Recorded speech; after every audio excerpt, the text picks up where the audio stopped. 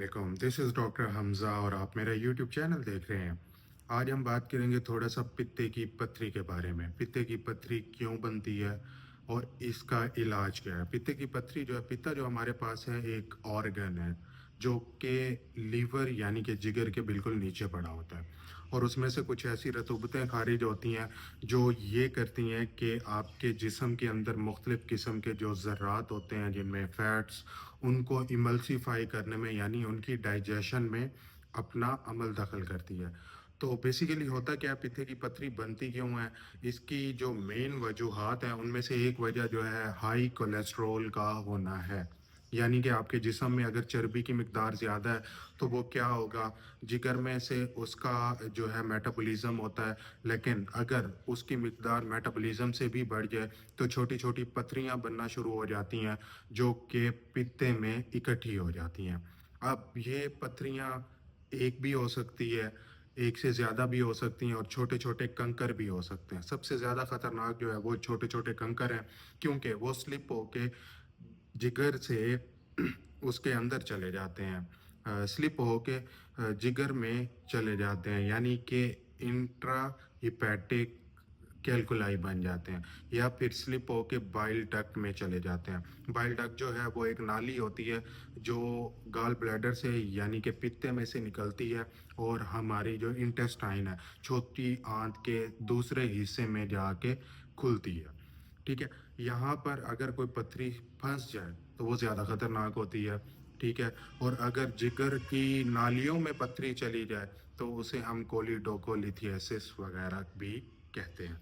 खैर, ये बहुत ही डीप बातें हैं मेडिकल के रिलेटेड, मगर हम अपनी बात पे आते हैं। अपनी बात ये है कि जिगर की पत्थरी जो है वो एक तो मैंने आपको बता दिया कि कोलेस्ट्रॉल की होती है और दूसरा होती है बिलिरुबिन की। बिलिरुबिन भी हमारे पास एक फ़ाज़िल मादा है, जो कि आरबीसी की ब्रेकडाउन से ही बनता है और उसकी पत्थरियाँ भी बनना शुरू हो जाती हैं।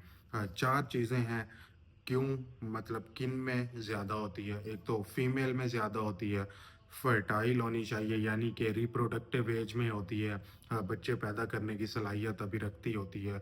40s में होनी चाहिए उसकी एज, मतलब कि 38 से 45-48 तक की जो एज है ना, इसमें मोस्ट कॉमन होते हैं पित्ते की पत्थरी। और पित्ते की पत्थरी का अगर इलाज ना किया जाए, तो फिर क्या हो सकता है? पित्ते की पत्थरी का अगर इलाज ना किया जाए, तो एक मैंने आपको बताया कि स्लिप होके नाली में फँस जाती है बाइल डक्ट में। दूसरा ये है कि पित्ते की पत्थरी का अगर इलाज ना करें, तो ये पित्ते की वॉल को कॉन्टिन्यूअस प्रेशर देती रहती है। जब कॉन्टिन्यूअस प्रेशर होता है, तो वहाँ पे जो छोटी-छोटी शरेयानें होती हैं खून की, वो दब जाती हैं, जिसकी वजह से पित्ता जो है वो गलने-सड़ने का शिकार हो जाता है, जिसे हम एम्पाइमा गॉल ब्लैडर यानी कि पित्ते में पीप पड़ जाना, इसको हम कहते हैं। अगर किसी मरीज़ को शुगर है, तो उसमें एम्पाइमा गॉल ब्लैडर होना ज़रूरी है, मतलब कि हो ही जाता है अगर वो उसका इलाज ना किया जाए। क्योंकि हमारे जो साउथ एशियंस हैं, बड़े अयाश परस्त हैं। कभी भी उन्होंने ये ख़्याल नहीं किया कि जी हमें अपनी शुगर और ब्लड प्रेशर को कंट्रोल करना चाहिए, वो तुन के सब कुछ खाते रहते हैं। तो तुन के कुछ नहीं खाना, सुकून में रहना है थोड़ा-सा। और इलाज इसका सिंपल सा है कि जब भी कराना है आपने ऑपरेशन कराना है। अगर इसका इलाज ना कराया जाए, तो वो वही बात आ जाती है कि एम्पाइमा बन जाता है, गलने-सड़ने का शिकार हो जाता है। कोलिसिस्टेक्टमी कहते हैं, 2 तरह की होती है, एक ओपन होती है यानी कि कट लगा के, चीरा लगा के जिस्म के जो पेट का हिस्सा है, उसको खोला जाता है और पित्ते को बाहिफ़ाज़त बाहर निकाल दिया जाता है। दूसरा जो है, इसका ये सीन है कि कैमरे के ज़रिए इलाज होता है, जिसे हम लैप्रोस्कोपिक कोलिसिस्टेक्टमी कहते हैं।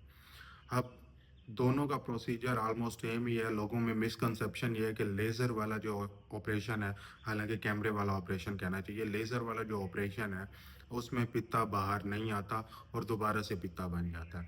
तो ये मिसकंसेप्शन जो है, ये आप अपने दिमाग से निकाल दें, क्योंकि दोनों ऑपरेशन में ही पित्ता जिस्म से बाहर आता है। और बाद में पित्ता ग्रो नहीं कर सकता। इंसान के जिस्म में सिर्फ़ एक ही ऑर्गन है जो खुद ब खुद ग्रो कर सकता है, और वो है जिगर। अगर जिगर आधे से ज़्यादा भी कट गए हैं, तो वो उसमें इतनी सलाहियत है कि वो वापस अपनी ओरिजिनल फ़ॉर्म में पूरे का पूरा आ जाए। इसीलिए जिगर की पेवंदकारी आपने देखा होगा काफ़ी सक्सेसफुल रहती है कि छोटा सा पैच भी अगर बच जाए ना, तो वो भी सलाहियत रखता है वापस अपनी हैयत और हालत में आने की। तो ये थोड़ी-सी मालूमात थी पित्ते की पत्थरी के बारे में, कुछ जो मिसकॉन्सेप्शंस थी आपके ज़हन में, उम्मीद है वो क्लियर हुई होंगी। अगर आपको ऐसी मालूमाती वीडियोज़ मज़ीद चाहिए, तो अपना प्यार दिखाएँ क्योंकि मैं काफ़ी दिनों बाद ही चैनल पर वापस आया हूँ। तो उम्मीद है देखते रहेंगे, सपोर्ट करते रहेंगे, अपना प्यार देते रहेंगे। अपना बहुत सारा ख़्याल रखें। अल्लाह हाफ़िज़।